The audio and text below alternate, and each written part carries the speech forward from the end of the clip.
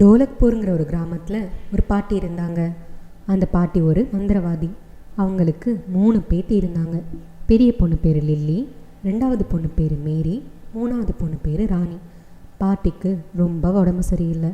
அவங்களுக்கும் வயசாயிடுச்சு. அவங்களுக்கு அப்புறம் இந்த கிராமத்தை அவங்க பேத்திங்க ரொம்ப நல்லா பார்த்துக்கணுன்னு அவங்க ஆசைப்பட்டாங்க. எனக்கு ரொம்ப உடம்பு சரியில்லை பசங்களா. எனக்கு அப்புறம் நீங்கள் தான் இந்த கிராமத்தை பார்த்துக்கணும். ஒரு நாள் இந்த கிராமமே பஞ்சத்தில் ரொம்ப கஷ்டப்படும்.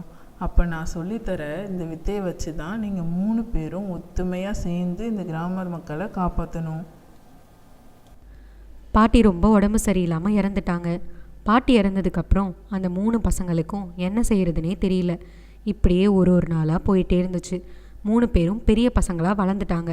ஆனால் அவங்களுக்குள்ள ஒத்துமையே இல்லை. அப்போ தான் ஒரு நாள் பாட்டி சொன்ன மாதிரி அந்த ஊருக்குள்ளே பஞ்சம். மழை இல்லை, பூமியெல்லாம் வறண்டு போச்சு. விவசாயம் பண்ண முடியாமல் ஊர் மக்களெல்லாம் ரொம்ப கஷ்டப்பட்டாங்க. எனக்கு ரொம்ப பசிக்குதுக்கா, சாப்பிட ஏதாவது கூட.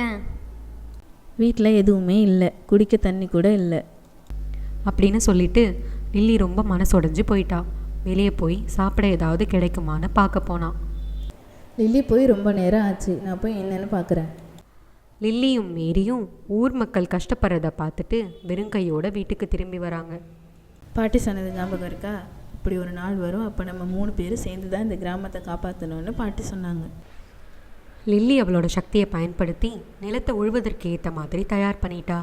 மேரி அவளோட சக்தியை பயன்படுத்தி பூமி குளிர்ச்சி ஆகிற வரைக்கும் நல்லா மழை பெய்ய வச்சா.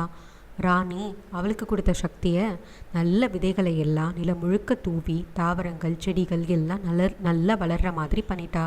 எல்லாம் நல்லா செழிப்பாக வளர்ந்து காய் கனி தானியம்னு எல்லாமே ஊர் மக்களுக்கு அதிகமாகவே கிடைச்சிது.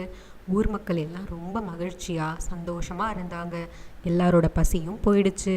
மாரல் ஆஃப் த ஸ்டோரி, நமக்கு கிடைச்சது மந்திரமாக இருந்தால் கூட அதை மற்றவங்களோட சந்தோஷத்துக்காக பயன்படுத்தணும்.